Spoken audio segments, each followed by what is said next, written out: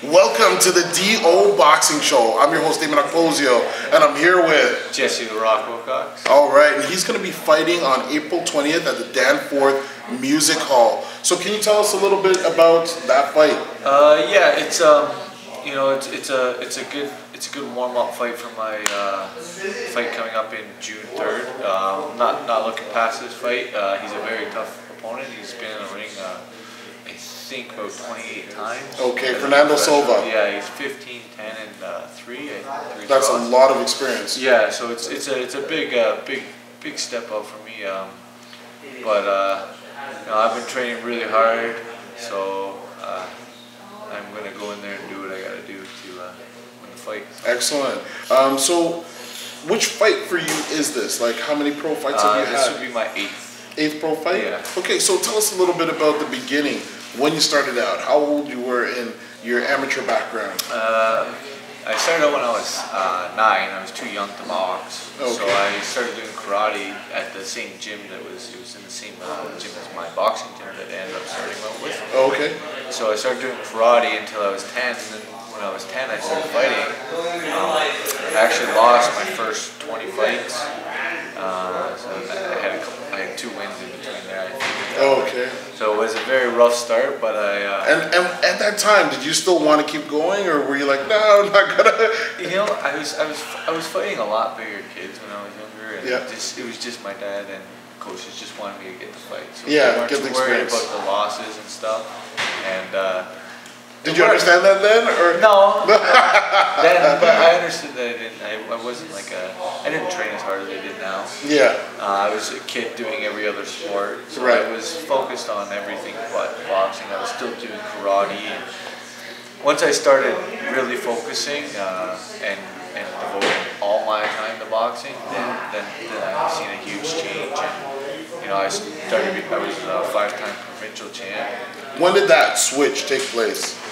It actually started when I started, because I did wrestling and judo, and it kind of, before that I was very passive fighter, outside, just try and box and use my range, but I would never engage because I didn't think that a tall fighter should do that. Okay.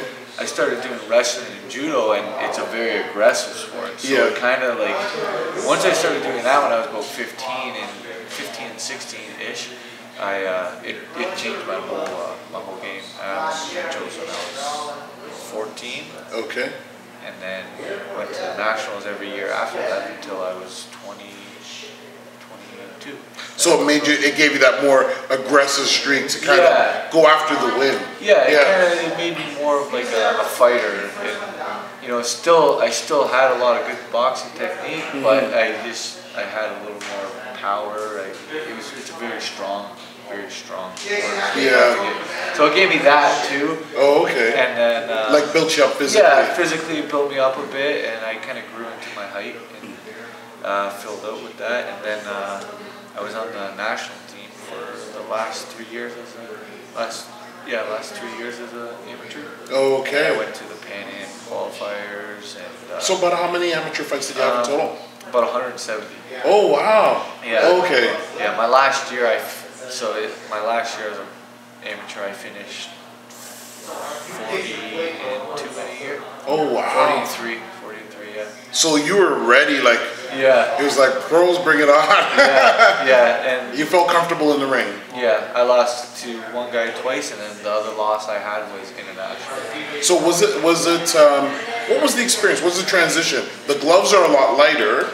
Yeah. No shirt, so yeah. What was that experience like? I mean, it was, I've been down to the States a few times where I fought with the same size gloves as this. Oh, yeah, like okay. And they let you use the gauze. Yeah. So, I mean, it wasn't like a complete difference, but as that part was, but the actual, like, I fought in big crowds, but, you know, the Hershey Center, the Hamiilton show, all those shows are like a lot more. The energy is different. And every more fight, intense. every fight kind of like, it means something. Like every fight you want to win. Whereas when I was in the amateur, I fought the best guys in the world. Like I fought everybody, so I didn't turn down no fights with nobody. So, you know, losing to a guy who's done really well as a pro, to me it didn't matter. But now it's like I'm trying to build myself, so it's a little more pressure on myself. But it's I love it. It was a good change for me. So that's excellent. So, and when did you turn pro? It was 2015. 2015? Okay. 3 years. So you've been fighting pretty regularly as you've been going along? Yeah, I had a really slow start. I got injured. My nose got pretty badly broke a few times.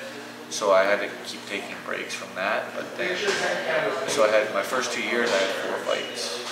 And then this last year, since October, I had 3. Oh, okay. So October, I fought October 1st, October 28th, and December 10th in Mexico. Oh, okay, nice. And they were all very, like I haven't had a very easy